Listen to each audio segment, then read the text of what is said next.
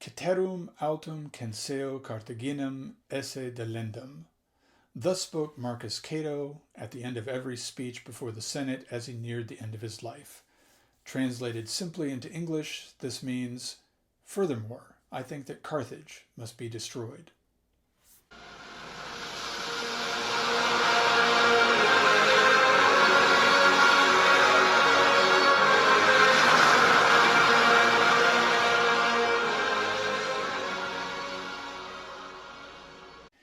It is the late summer of the year 151 BC.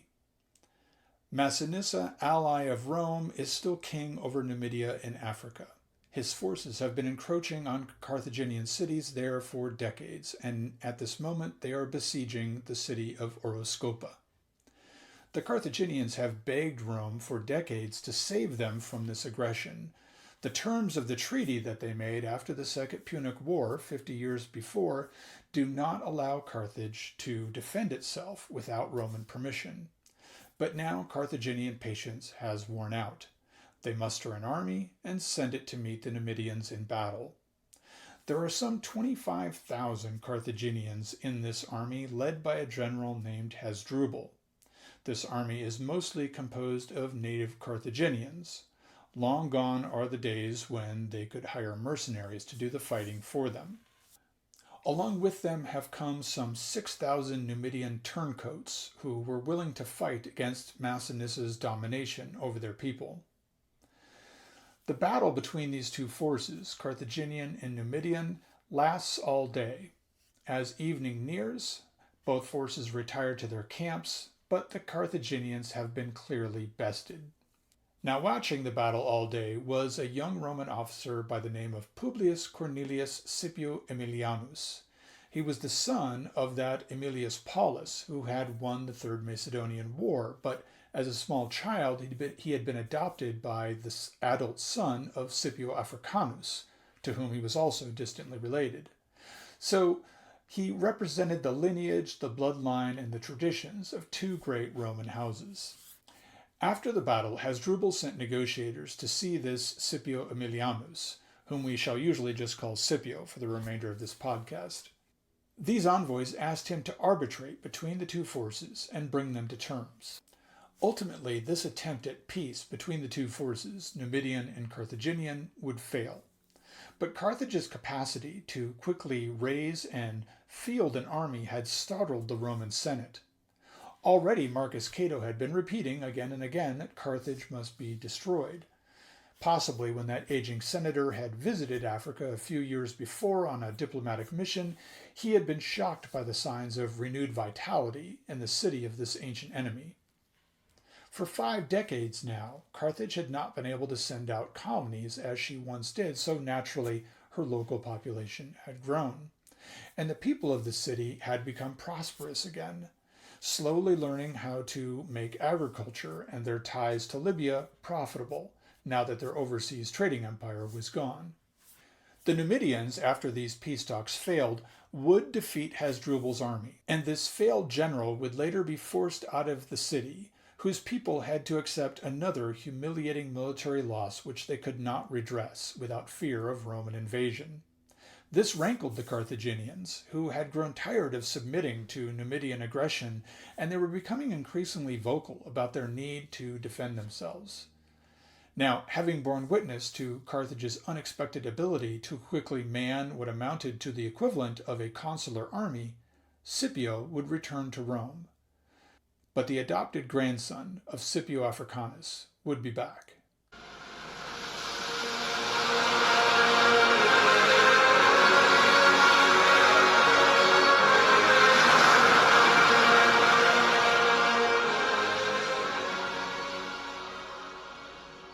As there were 3 Punic Wars, it might be easy to think that there was peace between the wars, that the Mediterranean during the half-century between the Second Punic War and the Third had experienced a season of tranquility. But nothing could be further from the truth. As I said before, each year Rome elected 2 consuls, and each year those consuls had something military to do, and more often than not, that something military was full-blown warfare. In fact, in the years right before the war, Rome had actually been struggling to fill the ranks of its legions to fight so many simultaneous conflicts. Putting down rebellions in Spain was costing Roman blood, even as it profited Rome in terms of treasure. And just as the Third Punic War finally was declared in 149 BC, other Roman legions were completing the conquest and enslavement of Greece. In a foreshadow of Carthage's fate, that year the city of Corinth was razed to the ground.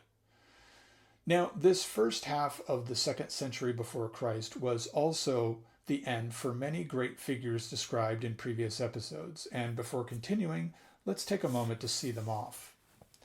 Hannibal, after coordinating the peace after the Second Punic War, was instrumental in helping the city of Carthage to regain its political and financial bearings.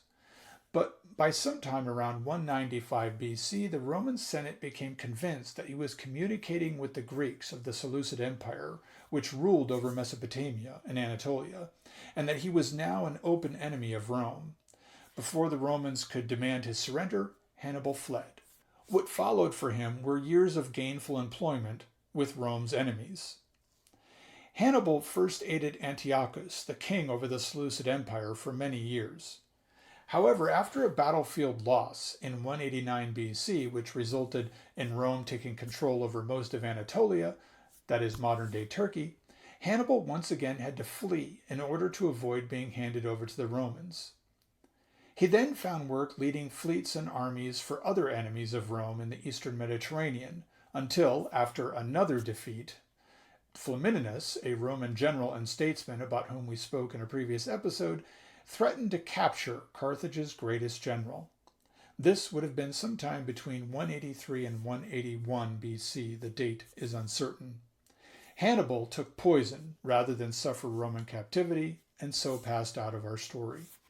His nemesis, Scipio Africanus, died around the same time as Hannibal, actually after a long and successful political and military career. His final days before dying of natural causes were passed in peaceful retirement on his estate in Italy. In the meantime, Aemilius Paulus, hero of the Third Macedonian War, had also died.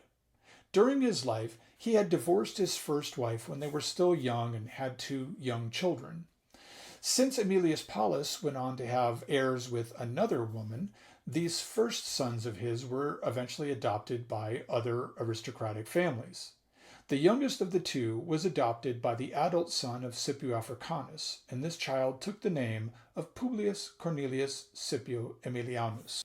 He was that young officer who observed the battle near Carthage that summer of 151 BC, and he would live up to the glory of all his names. Of all the Scipios in our story, he is the one singularly known as Scipio. Flamininus had also passed by now, as the third and final Punic War approached. Only 2 figures from the era of the Second Punic War survived. Massinissa, the Numidian high king, now in his 80s, was still holding on to power, still warring against a vulnerable but stubbornly viable Carthage. And Marcus Cato, that arch-conservative pillar of Roman tradition, also endured. He spent his remaining energy reminding everyone that Carthage must be destroyed. He had participated in a commission sent to Africa sometime before that battle overseen by Scipio Aemilianus, and he had been urging war ever since.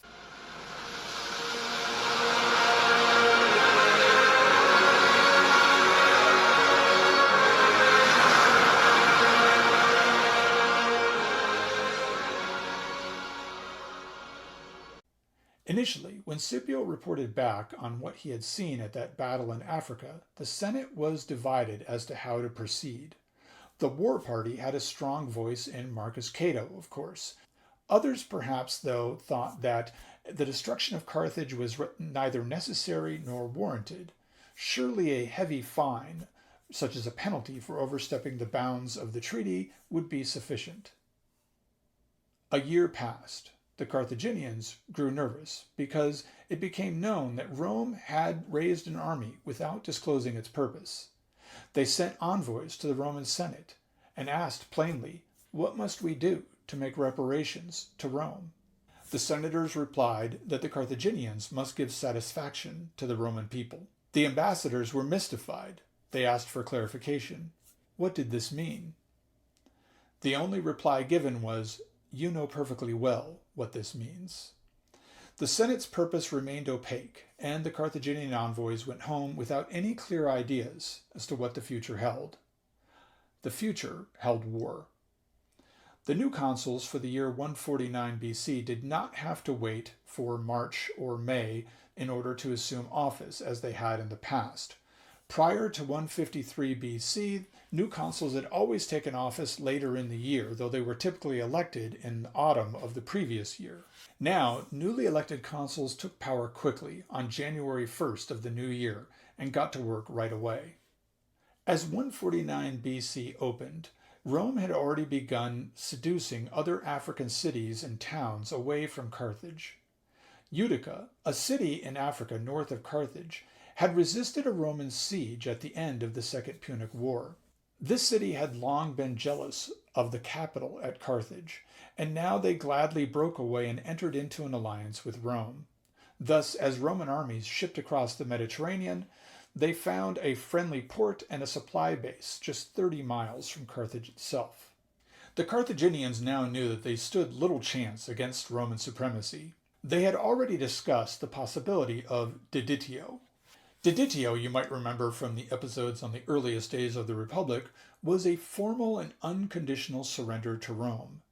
When a city offered itself up as deditio, it meant that Rome could and would do as it pleased with the city and its inhabitants. Throughout Rome's history, though, this political license had usually come with some restraint. Rome might punish or even execute some people in the city that it considered dangerous, but generally everyone else escaped with their lives. In many cases, in fact, Rome had actually been quite benevolent and had done very little to the city that delivered itself up in deditio.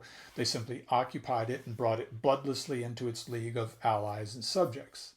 On a couple of occasions in recent memory, though, in Greek Epirus, for instance, thousands had been slaughtered, even after they had thrown themselves upon Rome's mercy. But now there was no other hope. When new Carthaginian envoys arrived in Rome, they found that war had already been declared, and Roman legionaries had boarded ships to invade Carthage. So the Carthaginian plenipotentiaries offered up the city in deditio. Rome accepted the offer. The Senate promised freedom and life for all Carthaginians, but there were conditions. First, Carthage would have to send 300 hostages from noble families to Rome. Now, I've spoken before about this practice of taking hostages. It does not mean that these individuals were tied up, beaten, starved, blindfolded, or anything like that. They would live a privileged but guarded life in Rome. If Carthage ever betrayed the terms of the deditio, these hostages could be killed or sold into slavery. Second, Carthage had to turn over all its weaponry and war equipment to the consuls, who were already over in Africa, restoring and occupying Castra Cornelia. That was the fortress built on the African coast during the Second Punic War, not far from Utica, where much of the Roman fleet was now docked. The Carthaginians met this demand as well. They handed over 200,000 sets of heavy infantry equipment, all the armor and weapons used by their land forces, as well as their siege weapons, such as catapults. Furthermore, they were told that they simply must obey anything that the consuls told them to do. So after Carthage had turned over the hostages to Rome and rendered the city completely defenseless by surrendering their weaponry, the consuls made a new demand. The Roman historian Appian quotes the consuls thus: "Evacuate Carthage and hand it over to us, and move your place of habitation to any part of your territory that you wish, at least 10 miles from the sea. We have decided to destroy the city." An orgy of despair, that's what historian Brian Caven calls the reaction of the Carthaginian populace when they heard this final demand. In the public tumult, the leaders who had negotiated the peace, along with their families, were openly attacked, as were any Italian merchants that still resided in the city. Nevertheless, city leaders asked for a truce in order to send another embassy to Rome to renegotiate the terms. Even as they made the request, a fleet of 20 Roman quinqueremes appeared menacingly on the ocean horizon. The consuls refused. Carthage must obey. And so now, only after delivering up all her armaments, Carthage decided to fight. The gates of the city were closed and manned. City leaders sent a mission to General Hasdrubal, whom they had exiled, and they declared that they wished him to be their new army leader, and they begged for his return. Almost overnight, the entire city was turned into a workshop for war. Temples became places to fashion weapons and armor. Even young children were put to work. All slaves were freed and given citizenship so that they might fight to defend their city. In open public spaces, women shaved their heads so that their hair might be twined into ropes, in particular to help construct new catapults to defend the city. And Carthage was still protected by her ancient defenses. The city sat, as all Phoenician cities had always sat, at the end of a small peninsula. Long ago, across the isthmus of this peninsula, they had dug a wide ditch, and beyond this 3 successive walls, each higher than the one before. The last of these 3 walls was 45 feet high and 30 feet wide. There were tall, sturdy towers in the wall at 200-foot intervals. Just inside this wall, there were spaces and storehouses and barracks for war elephants, for horses, and for over 20,000 soldiers. Even on her knees, the city of Carthage would not be easy to take. The Roman consuls apparently sensed this. They did not immediately attack, but instead focused on taking control of nearby towns, securing their own supply lines and defenses. It was known that Hasdrubal was somewhere in the Libyan desert with an army, coming to the rescue of the city that had exiled him. When the Romans finally turned their attention to the city of Carthage itself that year, they focused on one particular point, a critical weakness in all the magnificent defenses of the city. To the south of the city proper, and undefended by any walls, was a tongue of land that extended across the open waterway and separated from the sea what was then called the Lake of Tunis. The Phoenicians, who had constructed the city centuries ago, probably never imagined the city being without a navy, so there was no need to worry about this stretch of solid earth which reached up to the city, which was here defended by a much less impressive wall than that which had been erected on the isthmus. The Romans seized this thin promontory of land and made extreme efforts to exploit this weakness in Carthage's defenses. They even breached the walls with their rams, but were beaten back. The Carthaginians inside the walls became ever more inventive and daring as well. They constructed fireboats and pushed them out to sea, where they might collide with and set fire to Roman sea vessels. And as the years passed, the Romans also had to fight off harassing attacks made by Hasdrubal, who roamed the countryside with a small army. Scipio Aemilianus was one of the officers fighting here in many of these actions. He was probably chagrined by his superior's lack of imagination and daring. His bravery and his forethought were notable always, and word of his military acumen got back to Rome. In fact, he was sent later that year on a mission to meet with Massinissa, the Numidian king, in order to bring him into the war. But Scipio arrived only to find Massinissa having just died from old age. Now this Scipio Aemilianus was the adopted grandson of Scipio Africanus, whom Massinissa fondly remembered from their days warring together in the Second Punic War. Nevertheless, the young Roman commander may have been surprised to discover that the old king had left him as executor of his kingdom. Wisely, Scipio divided the Numidian kingdom equitably between Massinissa's grandsons. Thus, they all, each of them, owed something to Rome, but none of them would be powerful enough to ever be a threat to Roman supremacy. In the meantime, Marcus Cato also succumbed to old age at his new estate in Italy. With him died all the memories of an older age in Rome. New men had come onto the stage to fight a new war and to begin a new age in Rome.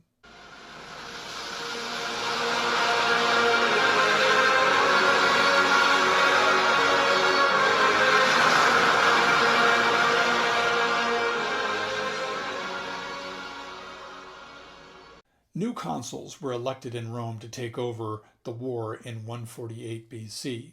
The public was frustrated by the delay in finishing off Carthage. A process which had promised to be short and nearly bloodless was now costing them heavily in terms of blood and treasure.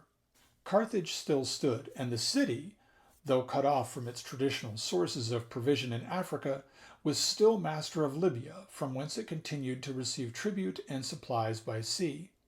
The Romans had not been able to effectively blockade the port. The new consuls were as spectacularly unsuccessful as the previous consuls. The year wasted away in ineffective attacks and assaults on smaller targets outside Carthage, which only distracted from the purpose of the expedition, to destroy Carthage once and for all. As the end of 148 BC approached, the people of Rome had had enough. Not only had the war with Carthage dragged on for too long, but a Roman army had also been defeated that year in Greece. Suddenly things were looking grim again for a people that had seemed invincible for decades. The popular assembly in Rome, seeking a commander who could end this war now, proposed Scipio Aemilianus as a candidate to the office of consul for the coming year. There was only one problem. Scipio was not technically qualified, being too young and not having passed through the strict cursus honorum, that series of lesser offices which a man was expected to hold before going on to become consul. Scipio had never even been praetor. On these grounds, one of the standing consuls of 148 BC, a man with the imposing name of Spurius Postumius Albinus Magnus, refused to consider Scipio's candidacy. But Scipio not only had the support of the people, but also that of two grand families whose blood and names he had received, the houses of Aemilius Paulus and of Scipio Africanus. The laws which prohibited a man like Scipio from becoming consul, therefore, were not annulled but only suspended for a year in order to allow him to lead the fight in Africa. Thus, on January 1st, 147 BC, Scipio ascended to power and brought all of Rome's might against Carthage. Quickly, he laid full siege to the city itself. With a small force, he breached the walls, and there was such panic in the city after he did that Hasdrubal was forced to abandon his field camp and bring his army into the city to defend the gap in the walls. The Romans were beaten back, but Scipio had never really intended to conquer the city with the small force that he had used to break in that day. His real goal had been accomplished, though. Scipio had brought Hasdrubal into the city, and now he would never leave to lead armies against the Romans in the field again.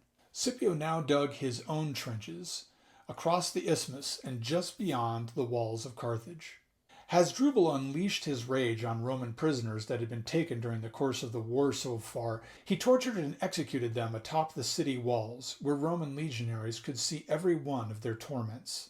Hasdrubal essentially became a military dictator inside the walls of the city, which had now, in its death throes, disconnected itself from all its traditions, political, financial, moral. Carthage had just become one trapped, roiling mass of humanity, struggling to survive. Now, inside the walls of the city, there were lands to farm, but the provision they supplied was not enough to feed the whole city populace, in addition to all the refugees who had come in from the countryside during the war. But the expansive harbor of Carthage was screened from outside view. Here, the desperate populace, men, women, and children, labored day and night at shipbuilding.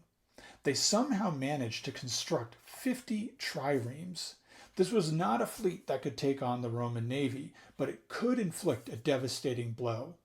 Their harbor outlet sealed by the Romans, the Carthaginians dug out a new exit through the wall that faced the open sea, and these 50 triremes, as well as a host of smaller craft, suddenly emerged one day to the Romans' great surprise.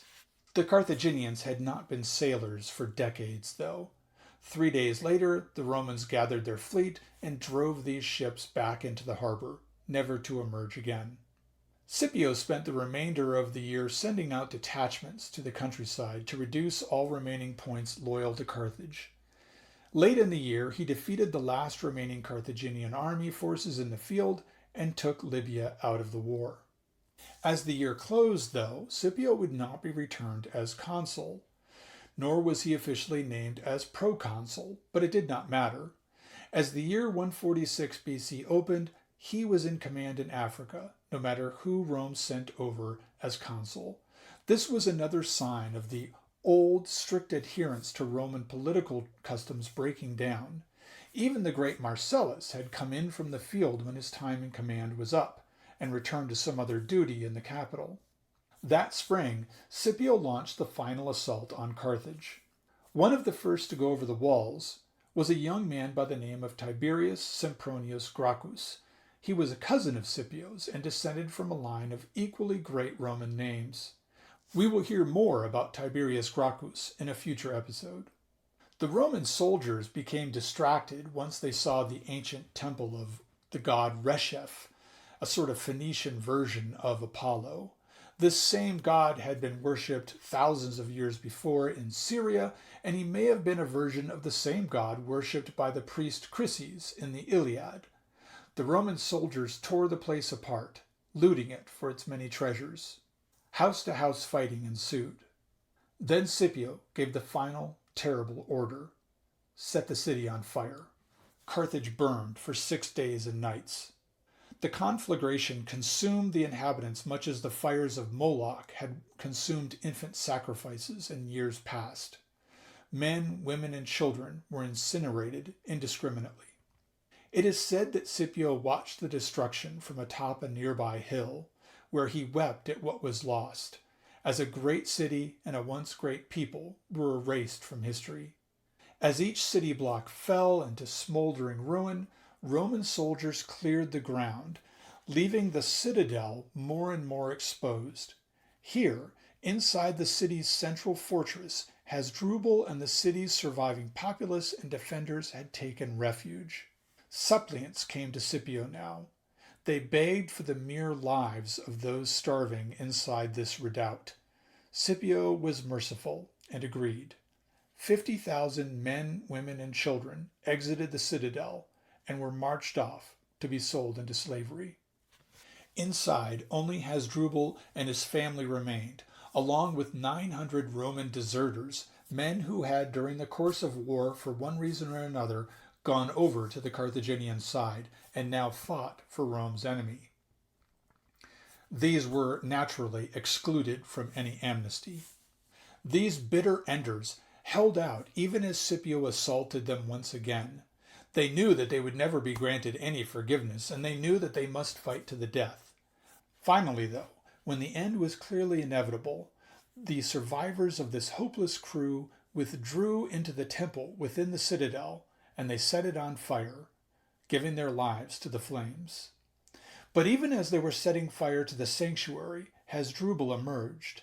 The Carthaginian general, who had become the city's last lord, had opted to avoid death in the flames and now threw himself down before Scipio and begged for his life.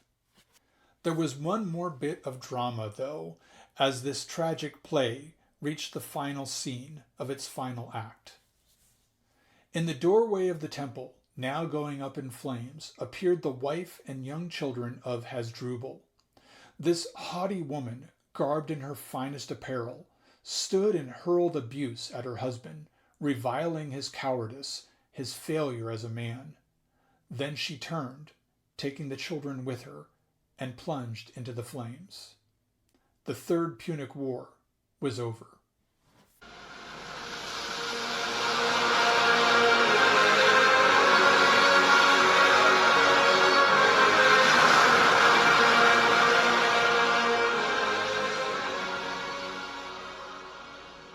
There is a popular myth which states that the Romans not only leveled the city of Carthage itself, but also salted the land upon which it stood, so that no one would ever be able to grow crops there and support a population. The facts, however, are in essential agreement with this idea. It was legally prohibited to build upon the ruins or to restore them. Nevertheless, Carthage would rise from the dead. A few centuries later, in fact, under the empire, Carthage would once again be the capital of Roman Africa and a prosperous city. Not until the Muslims conquered the city in AD 698 would Carthage finally pass forever from the pages of ancient history. Today, Carthage is a Tunisian suburb and home to the ruins of the ancient city, which is now a UNESCO World Heritage Site.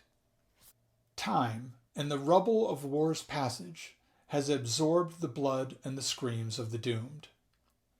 Why Carthage lost this final war is clear. Rome was larger and far more powerful by several orders of magnitude. This was not David and Goliath. This was Goliath and a field mouse. Why, though, did Carthage lose the 118-year conflict that began with the First Punic War in 264 BC? How had this mighty Phoenician empire fared so poorly against a moderately sized Italian upstart republic that had more enemies than friends? Against a people of comparatively low culture? Against men who had no navy when the First War broke out? Against a people whose aristocrats had never even ventured off their boot-shaped peninsula? People write entire books searching for these reasons, but they can be summed up rather simply. The Carthaginians, at least up until the end, saw the entire thing through the eyes of merchants. They hazarded the first war with Rome as a financial venture, like other men might invest in a business scheme. It might turn out to be profitable. It might not. If it didn't, they would just cut their losses and turn their attention elsewhere.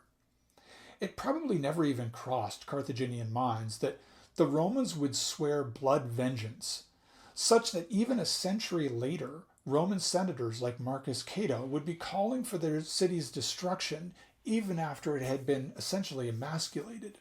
Perhaps historian Brian Caven sums it up best with the following quote: "The Carthaginian nobles could not enter into the mind of an aristocracy which identified the interest of the community with the pursuit of glory." As you might remember, Roman senators died in droves on the battlefields of these wars. They preferred a valiant death in combat over sensible negotiation with a powerful enemy. Carthaginians simply could not understand this. Perhaps few of us today can. Once the Roman fleet was destroyed during the First Punic War, most people in the same position as the Romans would have tried to negotiate an honorable peace. But the Romans never even considered that possibility. As Brian Caven also says, the Romans did not have the habit of counting costs. It wasn't about taking control of Sicily or taking control of Spain. It was really about expressing their manhood. They were going to show these Carthaginians that they were better men, and they did. But ultimately, Rome's greatly increased power and wealth would absorb all that virile Roman honor, much as time and scattered stone debris absorbed the horror of Carthage's final immolation. The coming episodes will describe, in slow detail, Rome's own descent into decadence and then into madness. Nevertheless, it would be both a historical and a moral error to equate all things and all people. I have said before that however much I might sympathize with Carthage at one point or another, I am glad that it was Rome that came out victorious in this conflict and not the other way around. Even if they could be brutal and pig-headed sometimes, there was something, many things really, noble about the Roman people. I quoted some remarks of historian Will Durant at the beginning of this series when he spoke about the Romans. These fascinating folk, their taut muscles, swift love and anger, smoldering or blazing eyes, the pride and fury that made Italy great and tore her to pieces. Nearly all the men are virile and handsome, nearly all the women beautiful, strong, and brave. Historian Brian Caven, who is not averse to criticizing the Romans at all, nevertheless provides a nice contrast to this praise for the Roman people when he makes his own final remarks on the people of Carthage. The Carthaginians were hardly an attractive people. They did not have it in them to be the standard bearers of higher civilization. Selfish, parasitic, money-grubbing, they could never have provided the means by which all that was best in Hellenic culture could be disseminated over so much of Europe. This is backhanded praise of Rome, but note an important detail in what he says there. Ultimately, Rome is to be praised because it became a vehicle to sustain and pass on Greek culture, the same Greek culture that traditional Romans like Marcus Cato despised, the same culture against which the Romans had been fighting at the same time in Greece. The Roman army defeat by Greek rebels in 148 BC had been reversed by the end of the Third Punic War, and mainland Greece entered almost simultaneously with Carthage into its complete submission to Rome. It's probably not just Rome's transmission of Hellenic culture which led to so many people, right up until the present day, cherishing Rome's contribution to the West. Without any doubt, for much of history, the West has looked back on Rome with admiration, not primarily due to its political or military traditions, which were often brutal and always varied in implementation anyway, but rather because it became the vehicle by which Christianity, as well as Greek knowledge, was passed down to us. Again, though, it seems strange that neither Christianity nor Greek heritage have anything to do with those Roman pioneers of the 8th century BC, those rough men who cobbled together a tiny republic from the dregs of central Italian society. They probably could not have imagined that they would found a city-state that would transmit such alien ideas as a patrimony. There is something else, though, which we can say about the distinction between Carthage and Rome, which might also sound pleasing to modern ears. Carthage preferred to keep her allies and subjects primitive. These undeveloped peoples provided her with raw goods that they could then sell or process, and Carthage was happy to keep things this way without any real competition. Rome's history is different. Whatever we may think about her methods of expansion, her criminal justice system, and so on, Rome, over the long haul, shared knowledge and her civilization with her new citizens and with her new friends. Certainly, Rome oppressed peoples. They suppressed their autonomy, exploited their resources, but over time, in virtually every situation, Rome's conquest turned into more Rome, into clean city streets, sturdy roads, better and more food, a reliable system of law, a comparatively educated populace, and so on. But this is not a neat history. Yes, there are many instances in which we can admire Romans and what they do for their fellow men. But there are also many terrible moments, like the destruction of Carthage, that make us draw back from completely embracing our sometimes cruel cultural ancestors. With the Third Punic War behind us now, we are entering into a new period of Roman history that will have many dark moments. I speak of the period of the late Republic, when the political traditions of ancient Rome began to unravel, and a series of strong men take the reins of government in a republic whose power has grown beyond the limitations of primitive democracy. A revolution is coming, and the spark that lights the fire will be set off by that young man who climbed the walls of Carthage, by Tiberius Sempronius Gracchus, who will come home from war to a republic whose people have begun to feel like outcasts in their own land. But all that is for the next episode. Until then, I thank you for listening to the Western Traditions Podcast.